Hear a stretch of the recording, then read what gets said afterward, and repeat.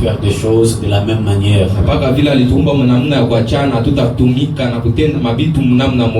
Et oui, chacun de nous doit jouer son rôle selon son appel.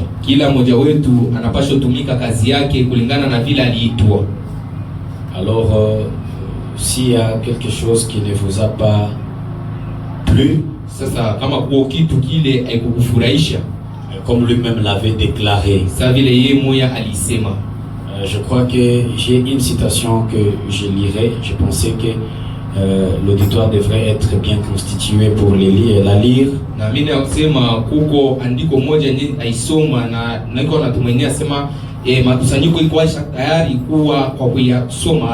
Mais je le ferai les dimanches. Il y a une sœur ou quelques frères et une sœur qui m'ont demandé de ne pas revenir sur ça.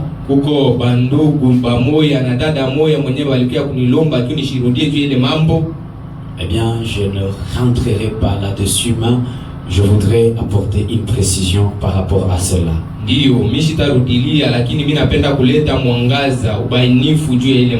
Mais de toutes les manières, retenez que ce n'est pas à cause de l'argent que nous prêchons l'évangile.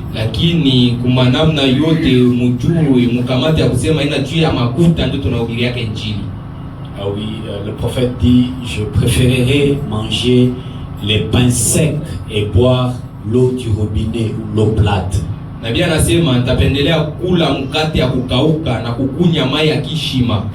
Mais être dans la volonté de Dieu. Aussi, s'il y a quelque chose que vous devez faire pour le Seigneur, faites-le de bon cœur. Mais si c'est quelque chose qui vient à force du fait que cela est par insistance, à ce moment-là, vous n'allez pas recevoir la bénédiction de la part de Dieu. Vous allez faire parce que le prédicateur a insisté, et à ce moment-là, c'est le prédicateur que vous voudriez satisfaire. Je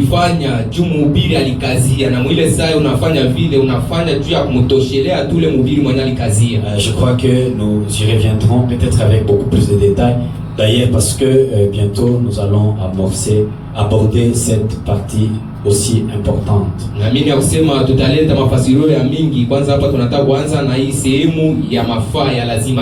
Mais nous continuons toujours avec notre enseignement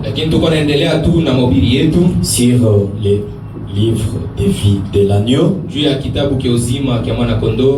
4 sections du livre.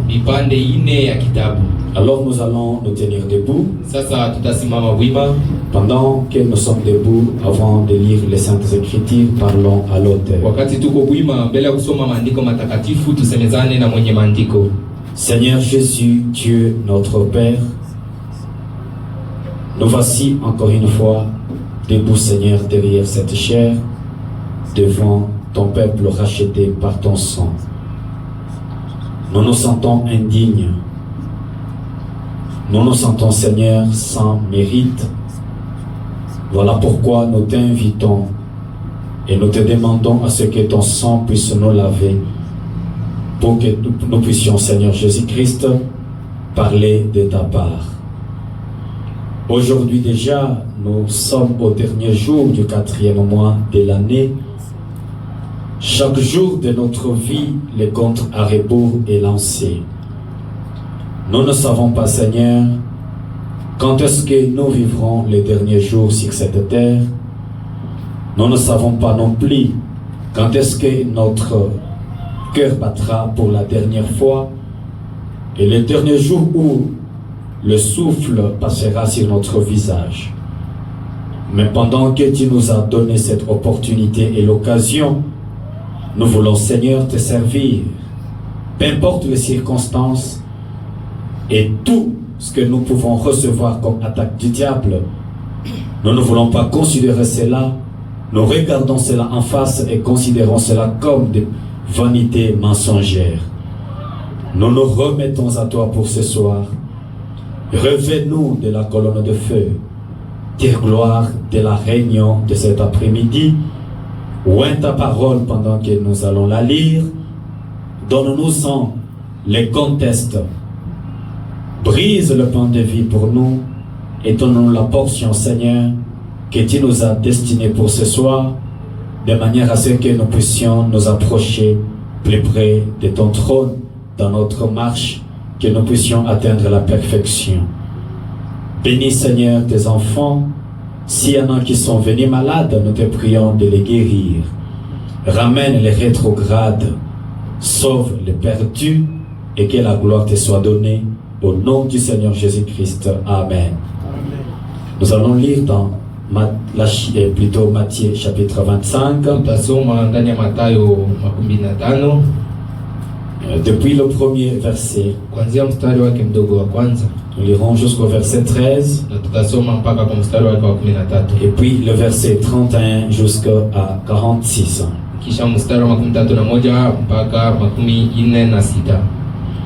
Alors, le royaume des cieux sera semblable à 10 vierges qui, ayant pris leurs lampes, allèrent à la rencontre de l'époux. 5 d'entre elles étaient folles et 5 sages. Les folles, en prenant leurs lampes, ne prirent point d'huile avec elles, mais les sages prirent avec leurs lampes de l'huile dans des vases.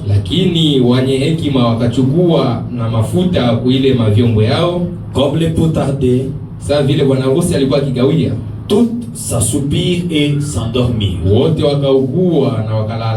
Au milieu de la nuit, on cria,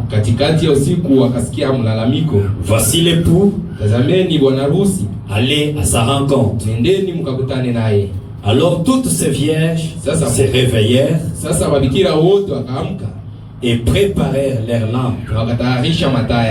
Les folles dirent aux sages, donnez-nous de votre huile, car nos lampes s'éteignent. Les sages répondirent, non, il n'y en aurait pas assez pour nous et pour vous. Allez plutôt chez ceux qui en vendent et achetez-en pour vous. Pendant qu'elles allaient en acheter, l'époux arriva. Celles qui étaient prêtes entrèrent avec lui dans la salle des noces, et la porte fut fermée. Plus tard, les autres vierges vinrent et dirent, Seigneur, Seigneur, ouvre-nous. Mais il répondit, je vous le dis en vérité, je ne vous connais pas. Veillez donc, puisque vous ne savez ni le jour ni l'heure. Vous pouvez vous asseoir pendant que nous ajoutons le verset 30. Lorsque le Fils de l'homme viendra dans sa gloire, avec tous les anges, il s'assiera sur le trône de sa gloire. Toutes les nations seront rassemblées devant lui. Il séparera les uns avec les autres, comme le berger sépare les brebis d'avec les boucs. Et il mettra les brebis à sa droite et les boucs à sa gauche. Alors le roi dira à ceux qui seront à sa droite, venez, vous qui êtes bénis de mon Père, prenez possession du royaume qui vous a été préparé dès la fondation du monde. Car j'ai eu faim et vous m'avez donné à manger. J'ai eu soif et vous m'avez donné à boire. J'étais étranger et vous m'avez recueilli. J'étais nu et vous m'avez vêtu. Nilikuwa uchi lakini mlinivika, mlinivalisha. J'étais malade et vous m'avez rendu visite. Niligonjwa na mlinitembelea pia uniangalia. J'étais en prison et vous êtes venu vers moi. Nilifungwa gerezani na mkakuja kuniona.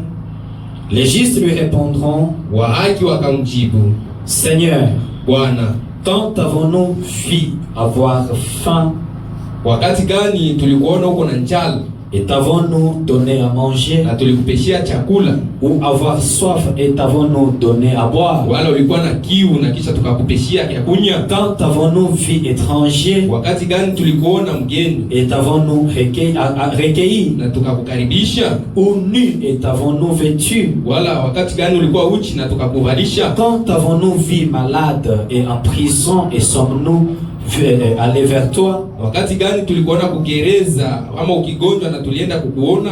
Et le roi leur répondra, na kisha mfalme atawajibu, je vous le dis en vérité, hakika nawaambieni, toutes les fois que vous avez fait ces choses à l'un de ces plus petits de mes frères, kwa mara yote mulifanya ile bitu kwa mmoja wa wadogo wa ndugu yangu, c'est à moi que vous les avez faites. Ni mie ndio mlinifanyia hayo. Ensuite il dira à ceux qui seront à sa gauche, kisha atawaambia bali wenye walikuwa mkono wake wa kushoto, retirez-vous de moi, nendeni mbali nami, maudits, walanifu, allez dans le feu éternel, mwende katika moto ya milele qui a été préparé pour le diable et pour ses anges. ile yenye litayarishiwa kwa shetani na malaika wake. Que le Seigneur ajoute ses riches bénédictions à sa parole. Bwana ongeze vitajiri ya baraka yake kusomea neno lake. Nous sommes en train de parler sur les livres de vie de l'agneau. Tuko nasema juu ya kitabu cha uzima cha mwana kondoo, comme vous l'avez constaté ici. Sasa vile mnaiona hapa ubao,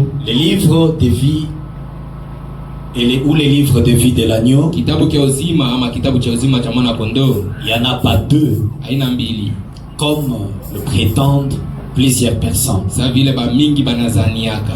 Nous ne sommes pas responsables de ce que eux prêchent. Hatuna ile miziko ya ile yabo biko na ubiri. Mais nous avons la responsabilité de vous présenter la chose selon que nous le voyons dans le message. Lakini sisi tuko na ile muziko ya kumionesha vitu sawa vile tuko naiona ndani ya ujumbe. Le prophète dit que c'est un même livre. Nabii anasema ni kitabu moja. Mais on peut l'appeler de différentes manières. Lakini unaweza kuita namna kwa chana. Soit wala les livres de vie, kitabu cha uzima, ou les livres de vie de l'agneau. Ama kitabu cha uzima kama na kondoo. Ce livre, on peut encore l'appeler Christ. Hii kitabu unaweza kuita tena Kristo, ou les sceaux, wala muhuri.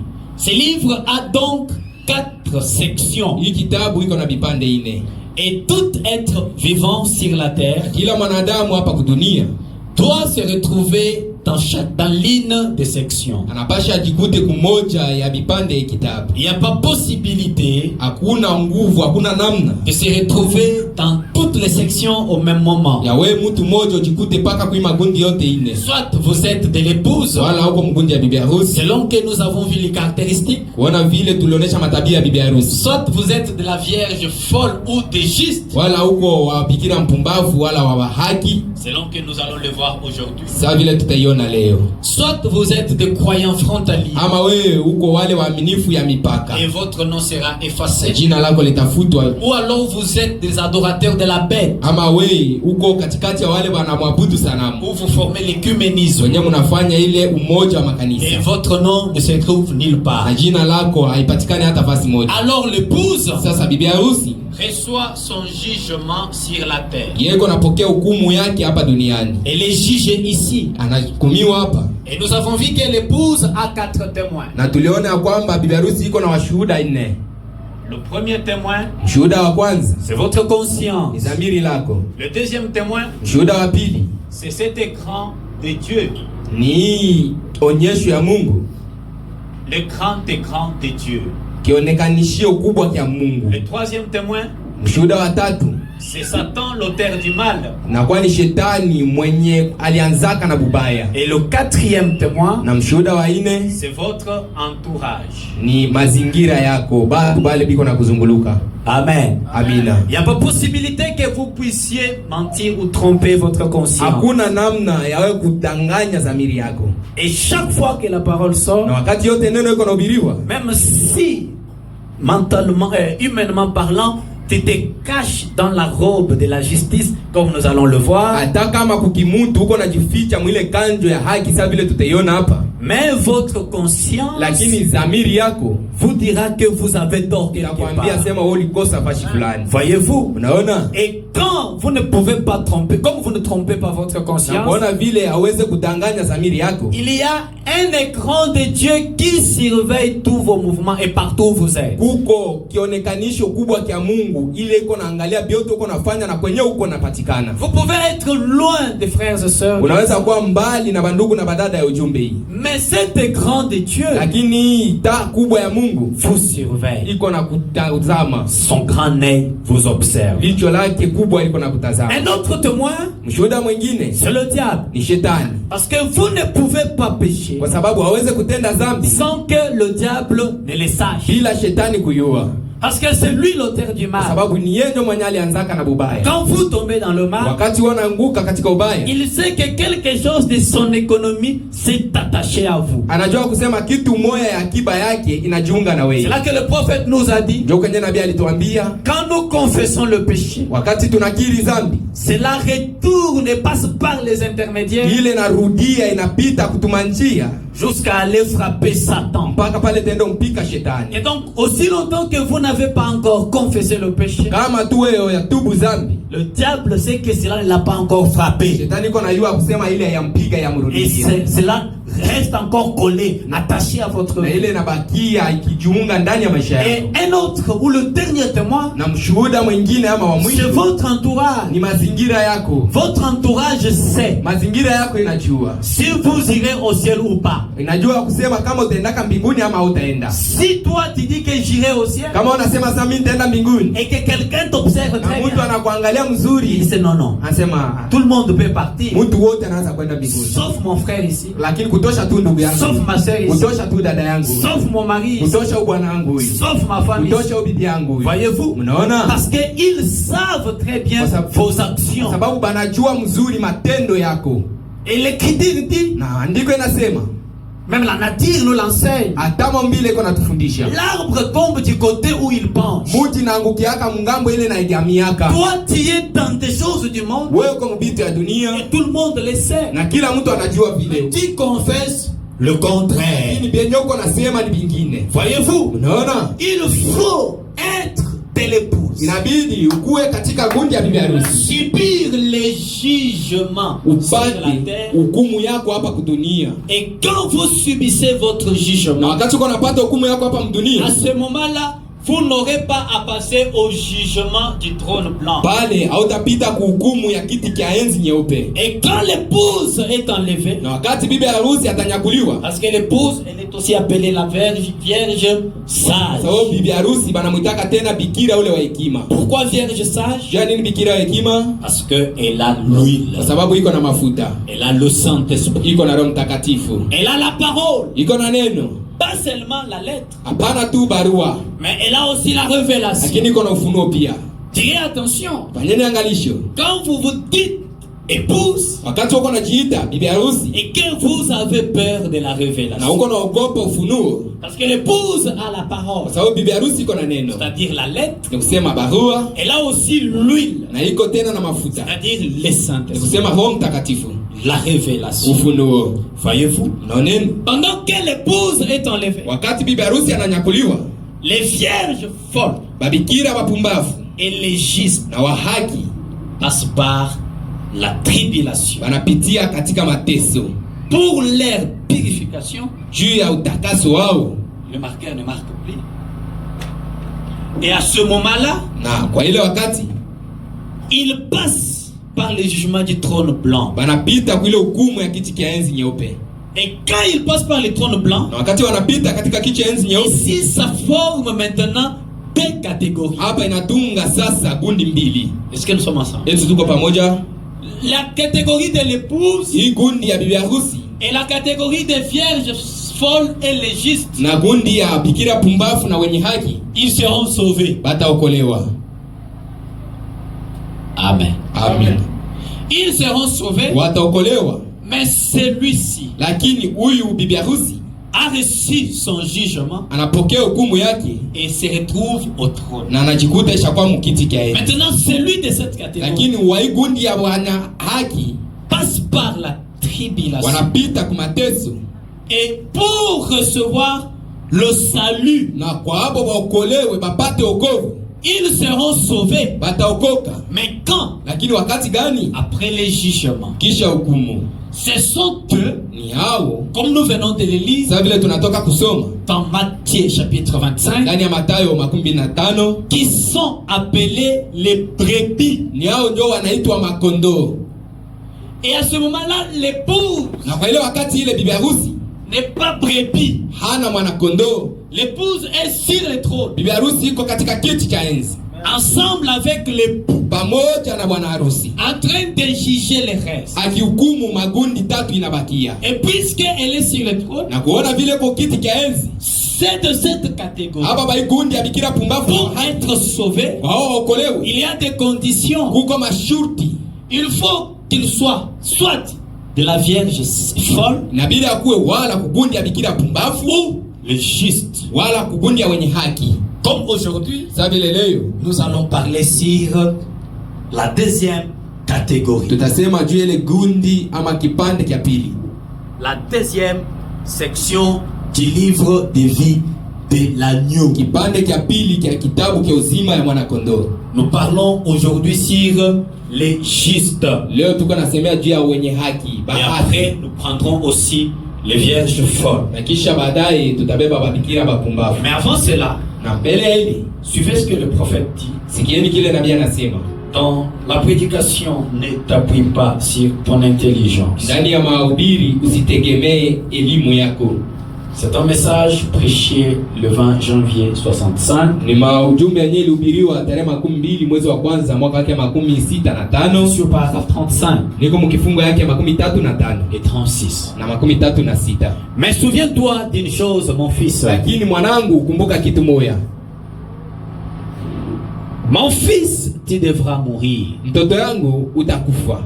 Peu importe toutes les études que vous avez pu faire, Haizuru masomo yote ile ulifundaka, toute la culture que vous avez pu acquérir, ile majifunzo, tabia yote yenyewe ulipokea ulipata, vous devez quand même affronter la mort. lakini hata vile wewe utakutana na kifo, Parce qu'il est écrit kwa sababu inaandikwa que l'homme doit mourir, ya kwamba mtu atakufa, après quoi vient le jugement. baada ya kufa hukumu itakuya. Sasa La mort, ce n'est pas si grave, kifo haina kitu kia ajabu tu, mais dépasser un jugement, lakini kupita kuhukumu c'est ça qui est grave. ndio kia maajabu ile.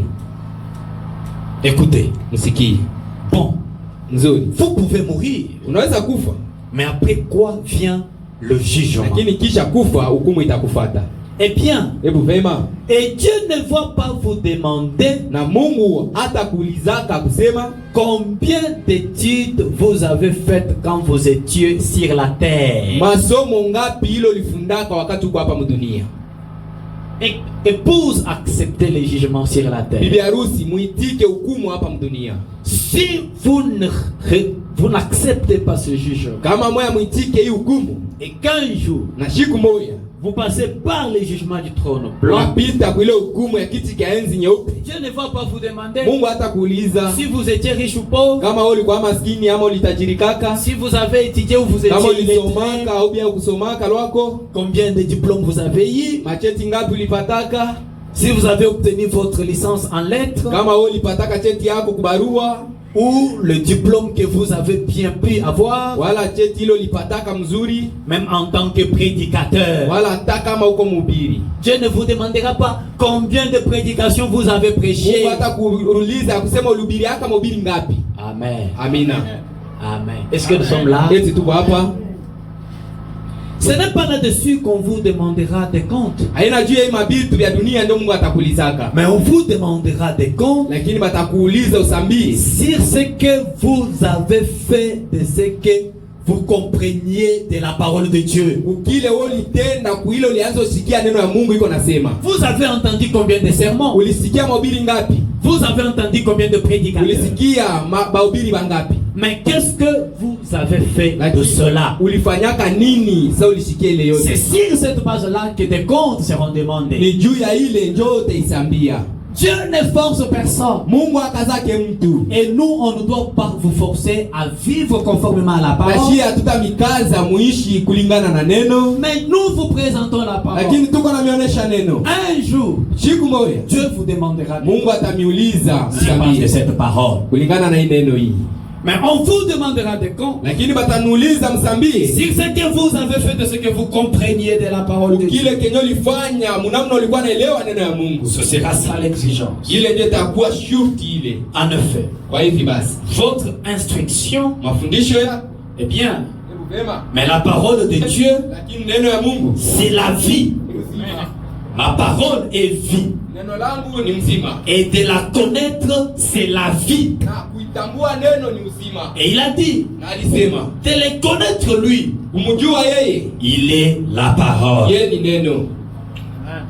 Au jour du jugement, siku ya hukumu, Dieu ne vous demandera pas de compte sur les biens de ce monde. Mungu hata kuuliza usambie juu ya mali ya dunia. Et oui, s'il y a des comptes à demander concernant les biens de ce monde, kama kuko ya kusambia juu ya mali ya dunia, c'est par rapport à notre manière de les gérer. Ni kulingana na ile namna tunaikuaka mtumikisha hayo. Mais qu'est-ce que vous faites de la parole? Lakini neno hii Mungu nasikia Mungu anaifanya nao nini? Dans le message, le discernement de l'esprit. Yaani ujumbe, utafsiri, ufafanuzi wa maroho.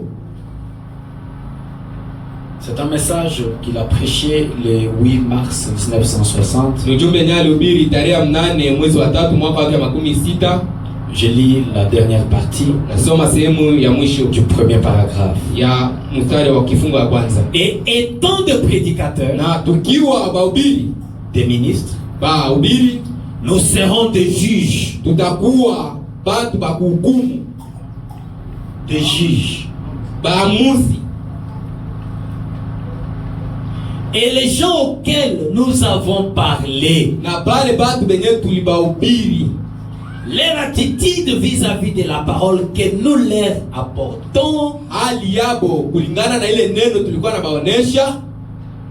déterminera leur destinée éternelle. Voilà pourquoi moi je prie la résolution de m'attacher à la parole et de vous présenter la parole qui concerne votre âme.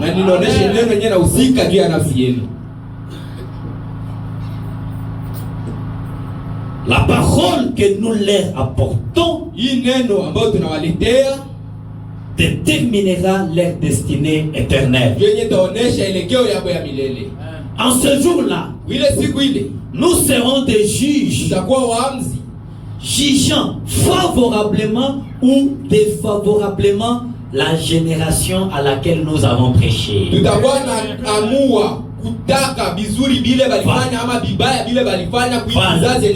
Nous présentons la parole, leur attitude, votre attitude vis-à-vis de la parole nous permettra à nous prédicateurs.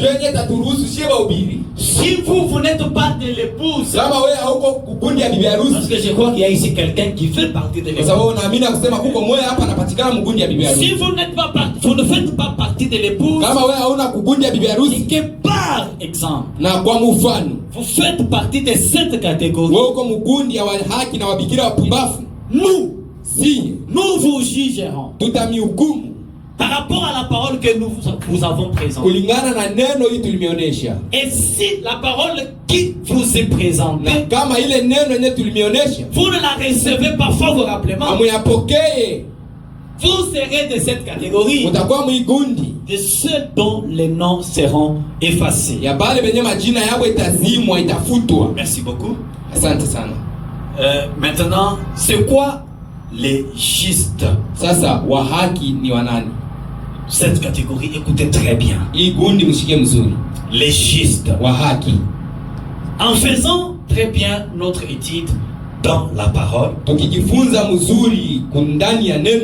nous avons trouvé qu'il y a 3 catégories de justes. Non,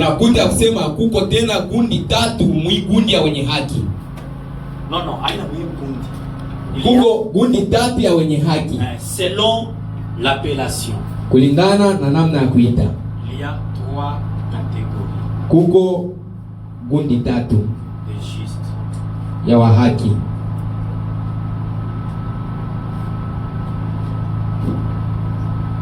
La première catégorie, Gundi la kwanza ce sont les justes par apparence. ni bale ba haki kwa kubaona tu hivi kumacho. Les justes par apparence. Ba haki kupitia kuonekana kwabo kumacho. En réalité, Lakini kuukweli ils ne sont pas justes Habiko. selon la parole, habiko wenye haki kulingana na neno, mais par leur manière d'être. lakini kuhari tu yabo hivi ya kutenda. Vous le regardez comme ça, Unamwangalia hivi, vous le voyez qu'ils sont justes, unabaona kusema abo ni bahaki, alors que ils ne le sont pas. japo hawako wenye haki.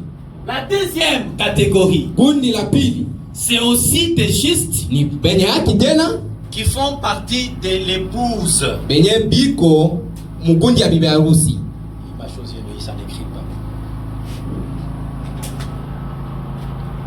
Ils font partie de l'épouse, la deuxième catégorie. Ile kundi ya pili ya benye haki biko sehemu ya bibi harusi, Comme Abraham, sa vile Ibrahimu, comme Job, sa vile Ayubu et bien d'autres cas. na bengine ba mingi. Et la troisième catégorie, Kundi la tatu celle qui nous intéresse maintenant dans la deuxième section du livre, ndio kenye kinatuhusu sasa mwi kipande kia pili kia kitabu. c'est celle dont il est parlé dans Matthieu chapitre 25. Ni hii kundi ambayo wanasema Mathayo 25. Ces gens sont justes, Hapa batu ni benye haki, pas parce qu'ils ont le Saint-Esprit, haina juu biko na Roho Mtakatifu hapa, mais à cause de leur attitude vis-à-vis de l'épouse. lakini kwa dalili yapo mbele ya bibi harusi. Les justes par apparence, Wenye haki kupitia kuwaona kwa macho ils ont l'apparence extérieure. biko tu na ile mifano ya nje À le voir, wa kumuona, vous penserez qu'ils sont fils de Dieu, utazania kusema biko batoto ya Mungu, qu'ils sont sauvés, baisha kuokolewa,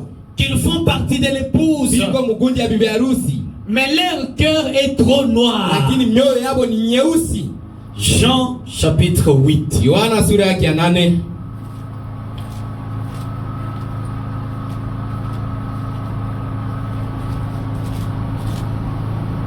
Depuis le premier verset. Kuanzia mstari wake mdogo wa kwanza.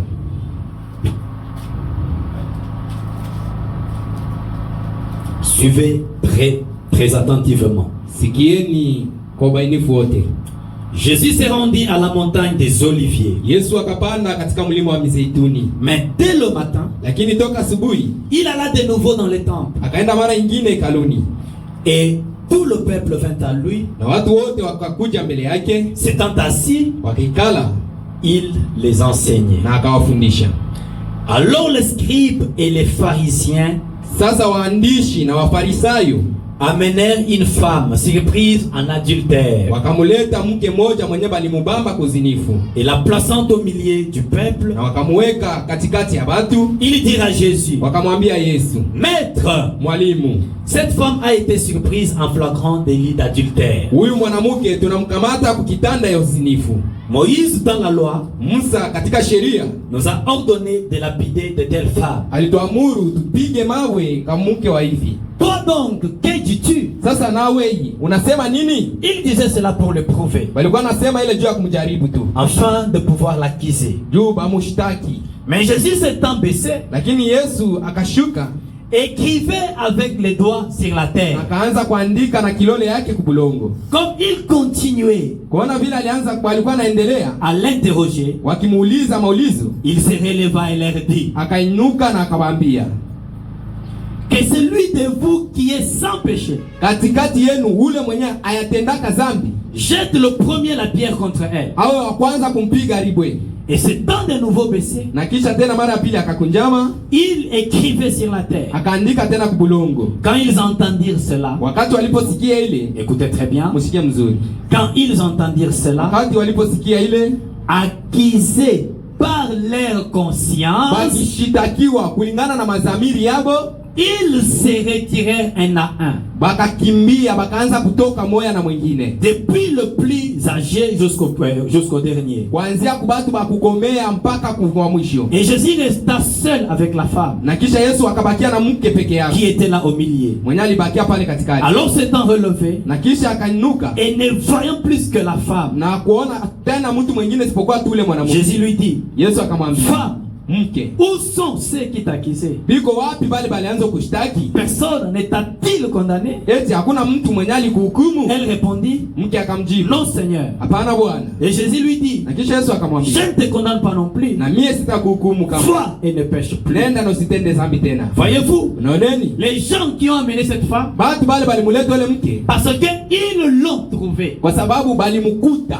en train de commettre ce qui était interdit par la loi. Iko nafanya kile ambayo kilikuwa kizila kuifanya kusheria. Mais quand ils nous ont amené le cas devant le Seigneur. Lakini wakati balileta ile shida mbele ya Bwana. Jésus n'a pas condamné ces gens-là. Yesu hakuhukumu bale batu. Il n'a pas non plus condamné la femme. Hakuhukumu ule mke alifanya uzini. Jésus s'est mis à écrire. Yesu akaanza kuandika sur la terre. Ubulongo. Et quand il a écrit, na pale aliandika, le prophète interprète. Nabii anafasiri. Il dit chacun de ces gens. Anasema kila mmoja wa ule batu a regardé par terre. Aliangalia chini. Il a vu sa vie. Akaona maisha yake. Ils ont compris qu'ils étaient pécheurs en secret. Wakaelewa kusema balikuwa batenda dhambi kuficho. Voyez-vous? Noneni. Ils nous ont trouvé la femme. Bakamkuta mke. Mais eux-mêmes. Lakini hapo wenyewe. Même par apparence. Asa vile kuona kumaumbu yao. Ils étaient sans péché. Balikuwa bila dhambi. Mais devant la parole de Dieu. Neno la Mungu. En présence de leur conscience. Uwepo ya ile dhamiri yao. Ils se sont rendus compte qu'ils étaient pécheurs en secret. Wakakumbula kusema balikuwa batenda dhambi katika uficho. Voyez-vous? Unaona? Ce qui est plus important, c'est de se faire davantage l'introspection. Ni kujitambua kiandani kabisa. Ne pas regarder le péché des autres. Hapana kuangalia madhambi ya wengine. Mais voir si réellement moi-même. Lakini kuona kama kweli kweli mimi moyo. Je ne suis pas un pécheur en secret. Siko mtenda dhambi kusiri kwa uficho. Voyez-vous? Unaoneni? Qui étaient ces gens? Wale watu walikuwa banani? Revenons au verset 3. Turudie kwanza kwa mstari wa 3. Les scribes et les pharisiens. Waandishi na mafarisayo. Qui étaient donc les scribes? Waandishi walikuwa banani? Prenons la version de Semer. Tubebe matafsiri ile ya mpandaji mlimaji. Au verset 3e. Mstari wake mdogo wa 3. Tout à coup, kwa ghafla, les spécialistes de la loi. Waanjilishi wa sheria. Voyez-vous? Mnaona? Les gens qui connaissaient très bien la loi. Watu wale walikuwa wanajua sheria vile iko mzuri. Ils manipulaient la loi. Walikuwa wanatumikisha sheria. Mais dans le secret, lakini kuficha, ils étaient des pécheurs. Walikuwa watenda dhambi. Et autre chose, na kitu kingine, ils étaient spécialistes de la loi. Walikuwa wanajua sheria. Mais cette femme, lakini mwanamke, si vous lisez très bien, kama ukisoma mzuri, on ne commet pas adultère seul. Hautatenda uzinifu wewe mwenyewe. C'est-à-dire qu'elle avait commis adultère avec un homme. Ukisema alizini na mwanaume wa fulani. Pourquoi n'avait-il pas amené l'homme? Jua nini bakumleta kwa ile mtu alizini na yule mwanamke? Bakamleta paka mwanamke. Peut-être qu'ils avaient été corrompus par le zingine ule bwana aliwakata milomo. Ou alors il était plus fort qu'ils étaient. Bwana alibashinda nguvu na kisha akakimbia. Mais vu que la femme était faible, lakini kwa vile mwanamke hakuwa na nguvu, ils l'ont attrapé. Bakamubamba. Voyez-vous? Unaona? La parole de Dieu ne fait exception de personne. Neno la Mungu itoshake mtu. Si ces gens étaient réellement justes, ils ne devraient pas amener la femme seule. Voyez-vous? Ils auraient dû amener la femme et l'homme avec qui ils ont commis. Et même spécialiste de la loi. Voyez-vous? Mais ils ont commencé par violer la loi. Qui étaient-ils? Les spécialistes de la loi. Comme on peut dire aujourd'hui, les prédicateurs qui manipulent la loi, ils montent du haut de la chair, ils parlent condamnant les autres, mais lui-même quelque part pécheur dans le secret. Voyez-vous? Est-ce que vous voyez? Nous ne devrions pas être pécheurs en secret, parce que l'Écriture dit accusés par l'air conscient. Je relis encore l'Écriture au verset 9e. Quand ils entendirent cela, accusés par leur conscience. Wakishtakiwa, wakichongewa na dhamiri yao. Accusés par leur conscience. Wakishtakiwa kwa dhamiri yao.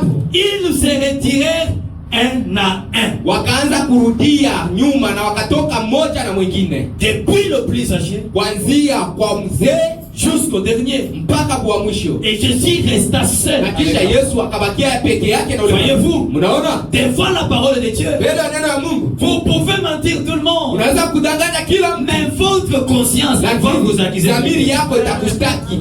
Ces gens ici à le voir, hapa watu hapa kwa kubaona, habillés avec leurs robes longues, baisha kuvana makanzu yao ya mirefu. Parce qu'à l'époque de Jésus, sababu ile wakati ya Yesu, il y avait 4 grandes dénominations. Kulikuwa kama madhehebu 4 kubwa. Il y avait la dénomination des pharisiens, kulikuwa dhehebu ya Wafarisayo, qui est aujourd'hui considérée comme l'église catholique. Yenyewe kwa sababu ile leo kanisa ya Kikatolika. Il y avait la dénomination des scribes, kulikuwa dhehebu ya waandishi, qui est aujourd'hui comme les pentecôtistes. Yenyewe inafanana leo na Wapentekosti. Il y avait les Sanhédrins, na kulikuwa wale Wasanhedrin et les autres, na wengine. Les 4 grandes dénominations, ile madhehebu 4 kubwa, ils étaient habitués à la loi. Walikuwa wamesha kuzoea sheria. Ils manipulaient la loi. Walikuwa wanatumikisha sheria. Ils lisaient la loi. Walikuwa wanasoma sheria. Mais ils ont pris cette femme, lakini wakambeba wale mwanamke réellement selon la loi. Kweli kweli kulingana na sheria. Cette femme-là méritait d'être la ule mwanamke alistahili bamupike mawe. Voyez-vous, mnaona, parce que Jésus, kwa sababu Yesu, il était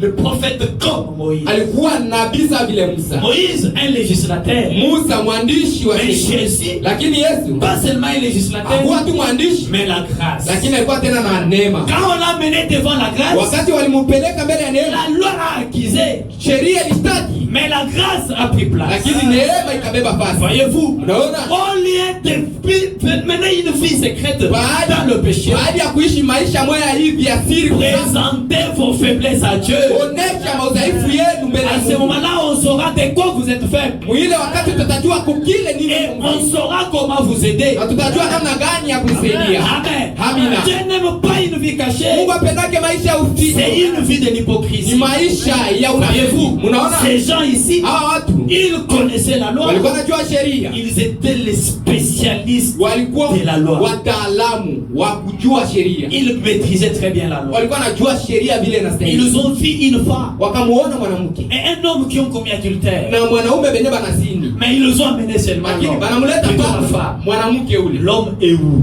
Ule mwanaume mwenye iko wapi? Voyez-vous, la parole de Dieu ne devrait accepter personne. Neno ya Mungu haingeweza kutosha mtu. Que vous soyez prédicateur, pasteur ou je ne sais quoi, ukuwe mhubiri, mchungaji ama sijue nani tena, la parole de Dieu concerne tout le monde. Neno la Mungu linahusika na mtu wote. Et nous devons tous nous humilier devant la parole. Si wote inabidi tujinyenyekeze, tujishushe mbele yao. Lakini hao peut-être ils avaient été corrompus. Saa zingine walikuwa waisha kukula rushwa, waisha kuokata milo. Monsieur était leur ami. Saa zingine ule bwana ule alizini na ule mke alikuwa rafiki wao. Ils l'ont caché. Wakamfichika. Mais ils ont présenté la femme. Lakini wanamuonesha tu ule mwanamke. Voyez-vous? Unaona? Présentons les choses telles qu'elles sont. Tuoneshe vitu vile iko.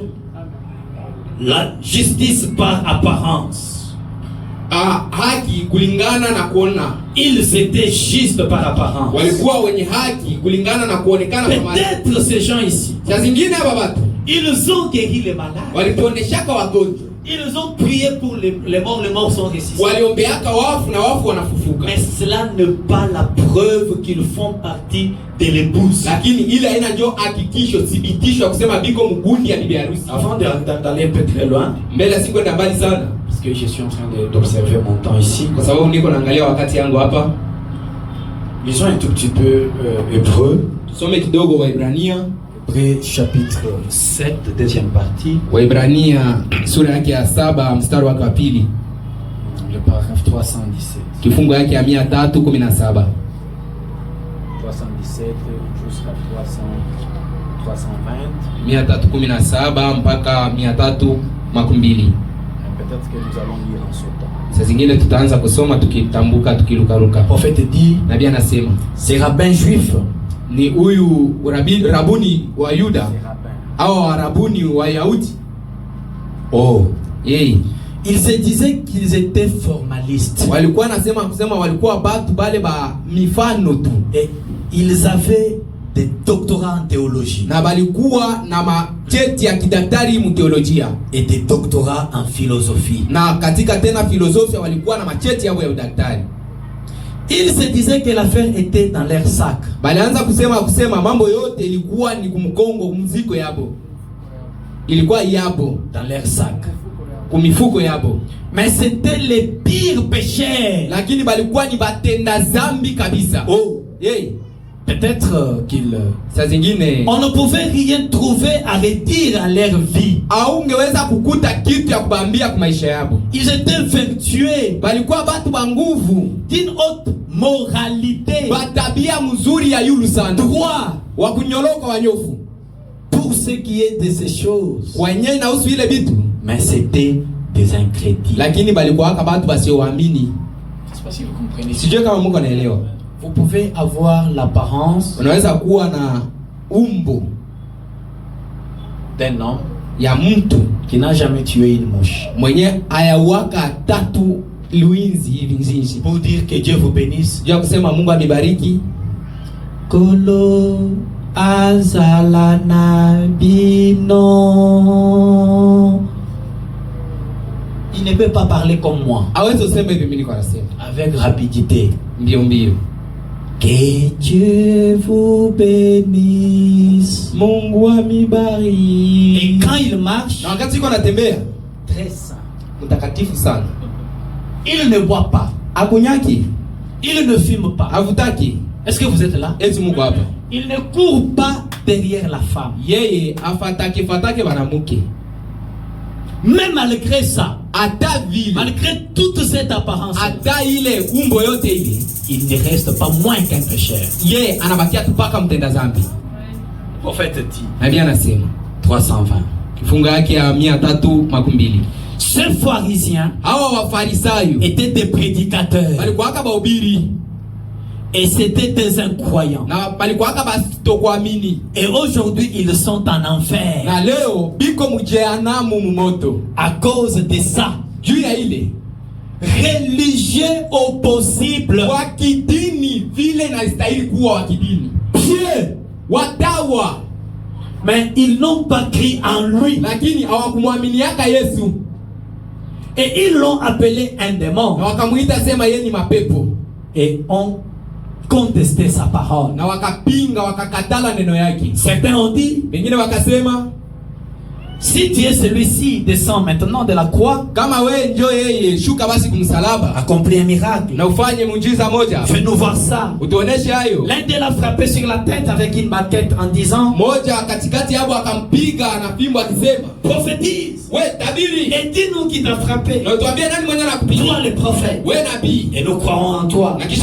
Voyez, des incroyants.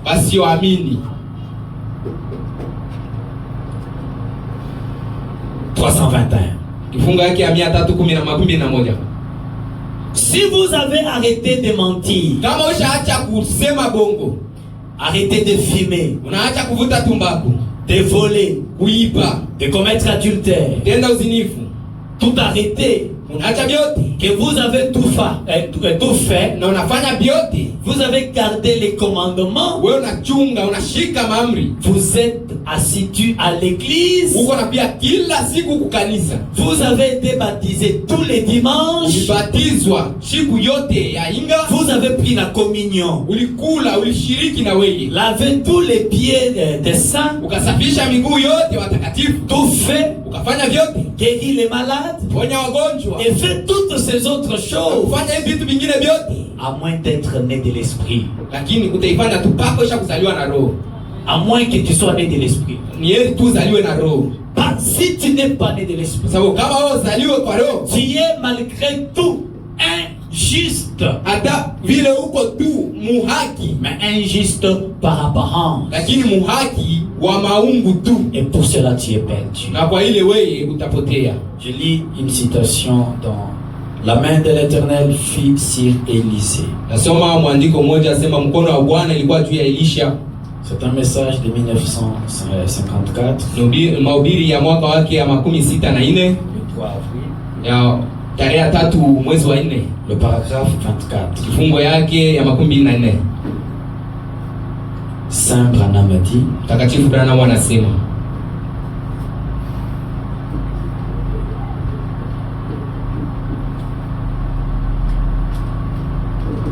il dit ceci. Nasema hivi. Ce même docteur dans le passé qui condamnait Jésus-Christ, Aba badaktari mwakati wa zamani balanzo mhukumu Yesu Kristo, c'était des érudits au point nommé. balikuwaka basomi vile na stahili musomi akuwe. Ils dépassaient de loin nos étudiants de séminaire aujourd'hui Balikuwa na shinda mbali sana aba basomi yetu benye biko naendo masemina leo. sur la parole. Kujua neno hivi balikuwa na bashinda. Ils étaient des hommes saints. Balikuwa batu batakatifu. Nul ne pouvait mettre la main sur eux Hakuna hata mtu mwenye angeweza kuweka mkono juu yao. pour dire non, non, celui-ci, nous l'avons trouvé en train de faire ça. Huyu tulimkuta yuko anafanya hiki. Nul ne pouvait mettre la main sur Hakuna eux. mtu yule angepata kuweka mkono juu yao. Frère, Ndugu, écoutons la parole. msikie neno. Marchons avec la parole. Tutembee ndio na neno. Nul ne pouvait mettre la main sur eux. Hakuna yule mtu angeweza kubastaki. Ils devaient être saints. Wakifanya kuwa watakatifu. Ils devaient être justes. Wangeweza kuwa wanyofu. Ils devaient être sans reproche. Wangeweza kuwa bila kuwakebea. Mais cependant, Lakini hata vile leur puissance venait du diable. uwezo yao ilianza kutoka ni kwa shetani. Je pensais que les gens devraient dire amen à la parole. Nilikuwa nawaza kusema watu watasema amina muneno. Quelqu'un irréprochable. Mtu mwenyewe anamwangalia hivi hana nakosa. Quand il marche dans sa robe Wakati blanche, anatembea ile kanzo yake ya mweupe, vous ne le trouverez jamais avec les gens de la basse classe. aweze kumkuta kamwe na watu hapa ba chini chini hapa. Quand il prophétise, Wakati anatabiri, ça tombe ok. hayo kabisa ni matabiri ya kweli. Tout ce qu'il fait, Ile iko nafanya hana nakosa amo. irréprochable. Hana kosa kabisa. Mais dans le secret, Lakini kule kuficho un pécheur. mtenda dhambi. Il est juste par apparence. Yeye iko tu muhaki kulingana na umbo. Leur puissance vient du diable. Uwezo yao inatoka kwa shetani. C'est pourquoi nous, le premier-né, Ndio kwa maana sisi wazaliwa wa kwanza nous ne prenons pas la capacité d'un ministère par rapport au fait que les malades sont guéris ou il y a ça. Non, monsieur. atubebe ukubwa ya huduma juu wagonjwa wanapona ama hiki na kile. Parce qu'il Hapana baba. manifeste beaucoup de dons. Oh, tu Non, parce unataka que ya mingi oh. même si tu prêches, Hata kama unahubiri les dons ici sautent. malata inaruka Et le feu commence à sortir de tes na yeux. moto inazotoka macho yako, Moi aussi, inatoka masikio. Après ça, nous observons. na kisha ile Si tunakuangalia nous ne te voyons pas aligné avec la kama parole, tukuone wewe uko sawa na neno, cette puissance-là ne vient pas de Dieu. ile uwezo itoke kwa Mungu. J'ai réuni les prophètes. Na somo la nabii, L'enseignement positionne l'église. mafundisho inawekaka katika msimamo kanisa. L'enseignement donne la colonne vertébrale à l'église. Mafundisho inaletaka mfupa ya mgongo ya kukomea kwa kanisa. J'ai réuni. Nasoma tena.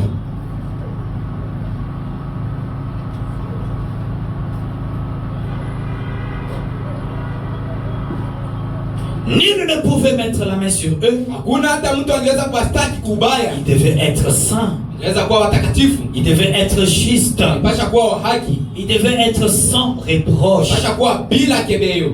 Mais cependant, Lakini hata vile leur puissance venait du diable. uwezo wao ulianza kutoka kwa shetani. Ils ne reconnaissaient pas le Fils de Dieu. Hawakuwa wanamtambua mwana wa Mungu. Ils l'ont condamné et l'ont tué. Wakamhukumu na wakamuua. C'est ce que Jésus a encore parlé dans Matthieu chapitre 7. Ndio kenye Yesu alisema tena ndani ya Mathayo sura ya 7. Plusieurs viendront ce jour-là. Wengi watakuja kwa siku ile. Je lis ici le prophète. Namsoma nabii À hapa. la page 161 Mu karatasi yake ya 161 dans le livre d'exposé. mu kitabu kia maelezo.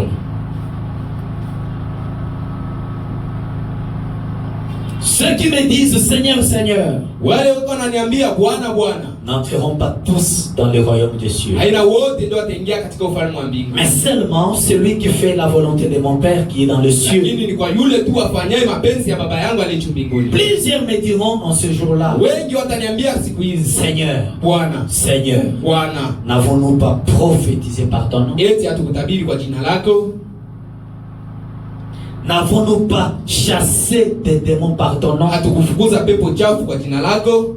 Alors je leur dirai ouvertement, Na kisha tabambia hivi kwa wazi, je ne vous ai jamais connu. siamijuaka kamwe, Retirez-vous de moi, mwende mbali na mie, vous qui commettez l'iniquité. nyinyi watenda maovu. Jésus ne nie pas qu'ils aient accompli les œuvres puissantes que seul le Saint-Esprit peut accomplir à travers les hommes. Yesu akatali akusema balitimiza ile miujiza yenye mpaka tu Roho Mtakatifu ndiye anaweza kutimiza katikati ya wanadamu. Voilà. Il guérissait les malades walikuwa wanaponesha wagonjwa par le Saint-Esprit. Kupitia Roho Mtakatifu. Il parlait en langue walikuwa wanasema kwa lugha par le Saint-Esprit. Kupitia Roho Mtakatifu. Il chantait walikuwa wanaimba par le Saint-Esprit. Kupitia Roho Mtakatifu. Il prêchait avec onction walikuwa wanahubiri na upako par le Saint-Esprit. Kupitia Roho Mtakatifu. Mais à la fin, lakini kwa mwisho Jésus dit, Yesu anasema, je ne vous ai jamais connu. Siamiwaka kamwe. Jésus ne nie pas qu'ils aient accompli les œuvres. Yesu akataja kusema abakutimizaka ile matendo ile puissante, matendo ile uwezo que seul le Saint-Esprit peut accomplir à travers les hommes. Ni mpaka tu Roho Mtakatifu ndiye anaweza kutimiza. Mais il a dit qu'il ne les avait jamais connus. Lakini akasema kwamba hayabaiwaka kamwe. Ce n'était pas des rétrogrades. Haikuwa watu waisha kurudiaka nyuma hapa. C'était des réprouvés. Ilikuwa ni batu bale ba kuhakikishiwa. Non non, des réprouvés donc des gens qui n'étaient pas de l'épouse ici. Ni batu bale benye bakukua mgundi ya bibi harusi. Mais qui avait une bonne apparence. Lakini benye balikuwa na hali ya mzuri. C'était des réprouvés. Walikuwa ni batu bale bakukua mgundi ya bibi harusi. Il marchait avec sainteté. Balianza kutembea na utakatifu. Quand il marche comme ça, wakati kwa natembea hivi, il peut pas se redresser. Hawezi kuinuka. Il est saint. Iko mtakatifu. Quand il passe près de l'église, wakati anapita pembeni ya kanisa, il doit faire le signe de la croix. Anaweza kufanya alama ya msalaba. Quand il entre à l'église, wakati anaingia mkanisa, c'est avec la tête baissée. Ni kichwa kukunjamisha. Quand il voit quelqu'un dans le mal, wakati anaona mtu iko mbubaya, il va en parler à quelqu'un. Il anaenda kumwambia mais pendant ce temps, lakini mwile sana lui-même, yeye mwenyewe plus pire que ce qu'il a vu, mchafu kushinda tena aliona kule tu mwenyewe. Watu wale walianza kujifanyisha sasa biko bibi harusi. Mauvais, babaya, irrégénéré. Bantu benyewe hautaweza hata kukubaliwa, wasiokubaliwa. Irrégénéré. Ashina mwenye kurudishiwa kipya. Mauvais, mubaya. Ils étaient la sémence de Satan. Balikuwa ni mbegu ya nyoka. Alors c'est très dangereux. Sasa ni hatari sana. Quand nous on sait que tu es juste, wakati shituko analosema wewe ni mhaki, alors que cette justice ile uhaki ile ne l'est que par apparence, iko tu ni ya umbo tu ya mwili ya c'est très dangereux. Ni hatari sana. Vous m'entendez très bien? C'est très dangereux. Ni hatari sana. Si les gens savent que tu es juste, watu wanasema wako mhaki, mais qu'en réalité c'est juste la couverture. Mais à l'intérieur, le cœur est trop noir. La sémence du serpent. Et c'est cela. Écoutez maintenant. On ne peut pas prétendre que la manifestation est la preuve qu'on est né de l'esprit. Je veux que ça soit très bien compris. Si quelqu'un a les dons de guérison, ce n'est pas la preuve qu'il a le Saint-Esprit. Si quelqu'un a les dons de la foi, c'est pas la preuve qu'il a le Saint-Esprit. Si quelqu'un a les dons de prophétie, ce n'est pas la preuve qu'il a le Saint-Esprit. Si quelqu'un prêche, ce n'est pas la certitude. Je le répète. Si quelqu'un prêche, ce n'est pas la certitude qu'il est déjà sauvé, qu'il a le Saint-Esprit. Non, monsieur.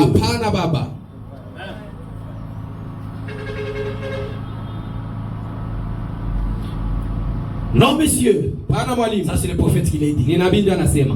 Je reconnais que la véritable manifestation est la preuve que le Saint-Esprit accomplit des œuvres puissantes. Mais ce n'est pas la preuve que l'individu est rempli de l'Esprit. Même si cet individu possède ces manifestations en abondance,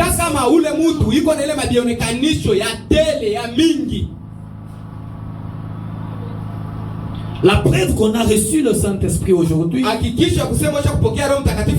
est exactement la même qu'à l'époque de notre Seigneur. C'est de recevoir la parole de vérité pour les jours où l'on vit. Est-ce que nous pouvons applaudir pour le Seigneur? nous devons tirer attention avec cette première catégorie de justes. Le temps est terminé. Tirons attention avec cette première catégorie. À le voir, vous penserez qu'ils sont sauvés. À le voir, vous penserez qu'ils font partie de l'épouse. À le voir, vous penserez qu'ils sont en ordre avec le Seigneur. Mais quelque part dans le secret, leur conscience les accuse. Mais si tu fais partie de l'épouse, quand ta conscience t'accuse, tu réagis à la parole. Comme les autres à l'époque de la Pentecôte. Quand le Saint-Esprit est descendu, après avoir entendu Pierre prêcher, leur conscience les a accusés. Ils ont réagi. Oh mon frère, que ferons-nous? Alors que Pierre leur dit, répandez-vous et faites-vous baptiser au nom du Seigneur Jésus pour la remission de vos péchés. Ainsi vous recevrez les dons du Saint-Esprit. Car la promesse est pour vous, pour vos enfants et pour ceux qui sont au loin, en aussi grand nombre que le Seigneur les appelle. Mais toi mon frère, toi ma soeur, chaque fois que ta conscience t'accuse, comment est-ce que tu réagis? Si tu fais comme l'eau qui tombe sur les dos du canal, voilà une autre caractéristique qui nous prouve que tu ne fais pas partie de l'épouse. Mais si tu es de l'épouse, l'épouse dira, mais voici Seigneur, pardonne-moi. Comme le fils prodigue qui viendra à genoux en rampant, Seigneur, oh Père, je ne mérite pas d'être considéré comme tes enfants. Considère-moi comme l'un de tes serviteurs.